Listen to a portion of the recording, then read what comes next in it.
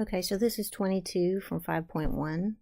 And anytime we're going to simplify a rational expression, we want to get factors. Right now we don't have any factors because we're using subtraction here instead of multiplication. So what we want to do is see if we can factor out anything. So in the numerator, you can see that there's a common factor of 4 in each of the two terms. So if you factor out a 4, you have 3 minus x left over because 4 times 3 is 12, and 4 times negative x is negative 4x. And then on the bottom, you have x minus 3. Now, you have a factor on the bottom that looks a lot like the factor on the top, but not exactly. All right, but if you were to multiply the top and the bottom by negative 1, you could do something here, because if you multiply the top by negative 1, you have this. And if you multiply the bottom by negative 1, you have this.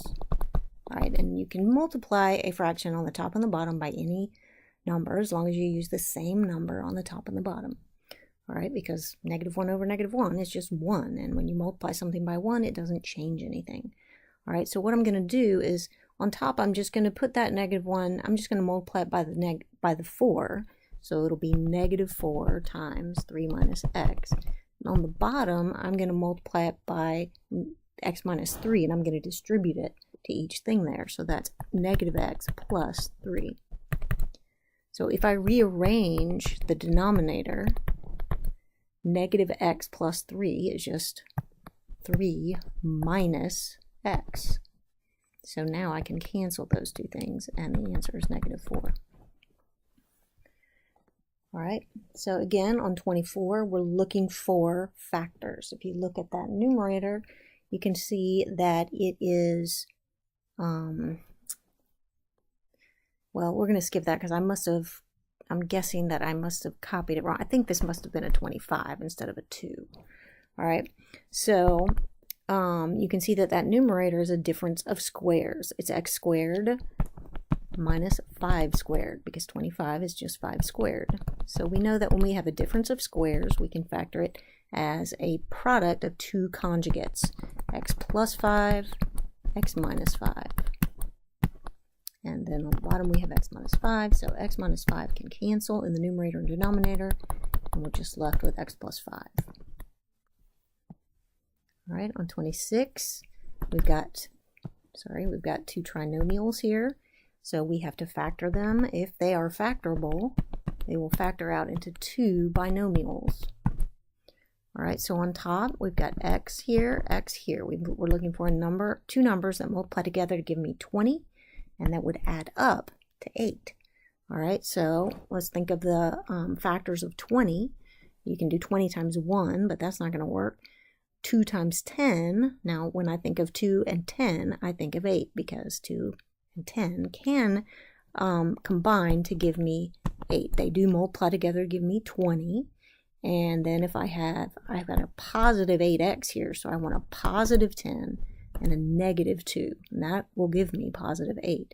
And when I multiply negative 2 times 10, I get negative 20, which is what I wanted. So you can see that these two binomials, if you were to multiply them out, they would equal this. And that's the whole point. You're saying these two things are the same. All right, so x squared plus 10x minus 2x would give you 8x, and then minus 20. All right, the bottom, we've got an x and an x. You're looking for two numbers that multiply together to give you 10 and add up to 11. Now, the only two ways to get 10 by multiplication would be 10 times 1 or 2 times 5. 2 times 5, if you add those two numbers, you're going to get 7. If you subtract them, you're going to get 3. That's not going to help you get 11. But 10 times 1 is 10, and 10 plus 1 is 11, so that works. All right, so you can see you have a factor of x plus 10 on the top and bottom. So, oops, you are simplifying to get this. All right, when you're multiplying, like this number 36, you can do this just exactly the same way, because when you multiply fractions, you're just multiplying numerator times numerator, denominator times denominator. So the first thing you want to do is you can just combine it all together. So you're going to factor the t squared minus t minus 6, and then the t plus 3 will just be here on the end, because you're just multiplying that by the t squared minus t minus 6. So a t and a t, and then you're looking for two numbers that when you multiply them together, you get 6, and when you add them, you get -1, because that's the coefficient on t there, -1. So that would have to be 3 times 2. 3 times 2 will give me 6, and then if I make the 3 negative and the 2 positive, that will give me -1 for my coefficient on t, which is what I want. All right, on the bottom, again, you're going to factor t squared plus 6t plus 9, and t squared minus 4 is just a difference of squares, t squared minus 2 squared. So that's t plus 2, t minus 2, because that's how you factor a difference of squares into two conjugates. Then the t squared plus 6t plus 9, you are looking for two numbers that multiply together to give you 9 and add up to 6. That would be 3 and 3. And they're both plus. And now you've got all these factors, and so you can cancel the t plus 3 on top and the t plus 3 on the bottom. You can cancel the t plus 2 on top and the t plus 2 on the bottom, and that's all you can do. So you would have t, your final answer, you would have t minus 3 on the top, and on the bottom you could just write t plus 3 times t minus 2, or you could multiply that denominator out and have t squared plus t minus 6. Now, if you notice, the denominators are opposites. X minus 5 is the opposite of 5 minus x, because in x minus 5 you have a positive x and a negative 5. In 5 minus x you have a positive 5 and a negative x. So they're opposites. All right, so you could notice that you've got a minus sign right here. And remember, whenever you have a minus sign in front of a fraction, you can either put it in the numerator, you can put it in the denominator, or you can put it out front. All right, so what we could do is take that minus sign and put it in the numerator of that second fraction. You know, change this to an addition problem. Instead of saying minus 5 over 5 minus x, say plus negative 5 over 5 minus x, which we can put that negative sign down in the denominator, and that way it will make the denominator a common denominator. It will be the same as the first fraction, because I just said their denominators are opposites.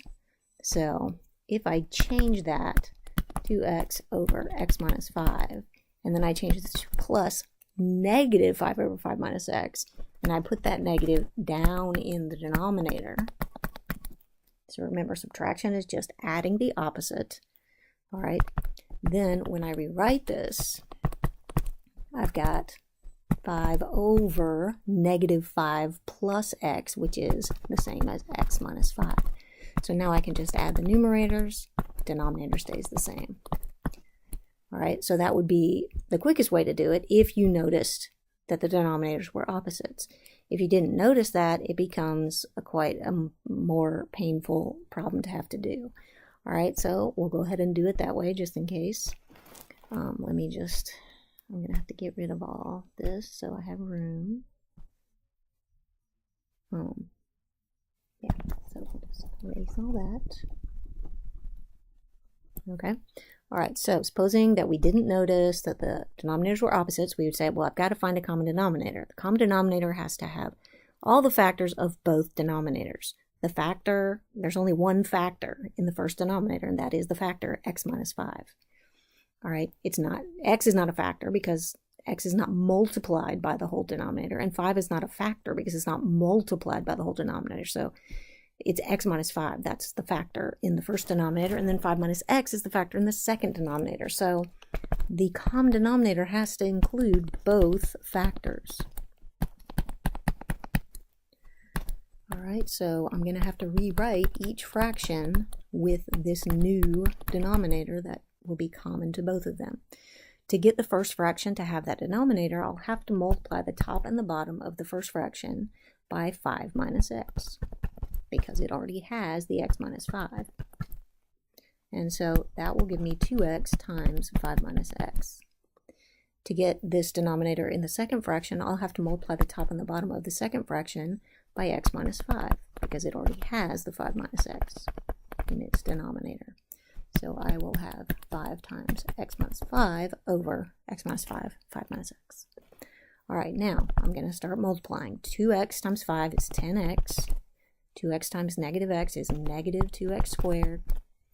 And then I'm going to go ahead and, well, I'll just leave this. Well, I'll multiply this out. X times 5 is 5x minus x squared minus 25 plus 5x. And then this one is 5x minus 25 on the top. And on the bottom, we're going to have the same exact thing we have on the first fraction because it's a common denominator. That means it has to be the same. That's why we did this. All right.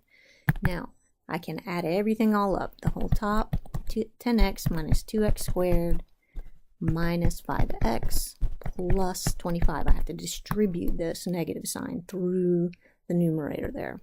And then the bottom, if I just simplify it, it's negative x squared plus 10x minus 25. Remember, we don't add the denominators. We just add the numerator. When you get a common denominator, we add the numerators and leave the denominator the way it is.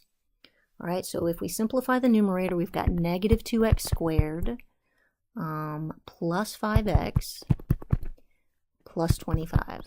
And on the bottom, we've got negative x squared plus 10x minus 25. All right, so we've got to factor these out so we can cancel. There's a common factor on the top and the bottom, but you can't see it until you factor it. All right, so before I even factor it, I need to get that negative sign away from that lead coefficient, because I don't want to try to factor this with that lead coefficient being negative. So I'm going to multiply the whole fraction by negative 1 over negative 1 so that I can get that these negative signs here and here away from the leading coefficient. All right, so I'm just going to change every single sign. So 2x squared minus 5x minus 25 over x squared minus 10x plus 25. Now I can factor the numerator and denominator. Numerator is going to be 2x, x, and then I'm going to have, looking for two numbers that if I multiply them together, they'll give me 25, and if I add them, they'll give me 5. Well, it's going to have to be 5 and 5, and I know that 5 and 5 don't add up to 5, but remember, it's the outer and the inner that create your middle term. So 10x, 2x times 5 is 10x, and then you've got a 5x if you multiply the inner terms. So you want it to be negative, so you put the negative here because that's going to give me negative 10x, and then plus 5x will give me the minus 5 I'm looking for up there on top. On the bottom, I've got x here and x here, and 5 times 5 is 25, and 5 plus 5 adds up to 10, but we want it to be negative 10, so we have to do minus minus. So you can see the x minus 5 cancels on the top and the bottom, and we end up with 2x plus 5 over x minus 5, which is exactly what we got when we did the easier way at the beginning. So if you notice those kinds of things, it's definitely very helpful. All right, number 52, you've got two fractions inside another fraction. All right, the best way to simplify this kind of situation is to just multiply the big fraction on the top and the bottom by all the little denominators. There's a little denominator of x here and a little denominator of x there.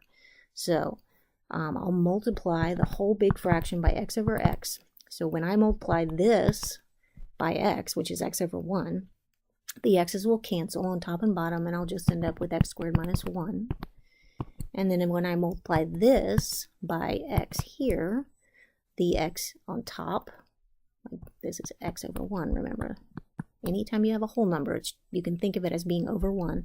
The x's will cancel, and I'll end up with x minus 1 quantity squared. Now, I can factor the numerator because it's a difference of squares. X squared minus 1 squared. 1 squared is just 1, so the numerator will be x plus 1, x minus 1. and then the denominator is x minus 1, because that's what x minus 1 quantity squared means. So I can cancel one of those, and my final answer will be x plus 1, x minus 1.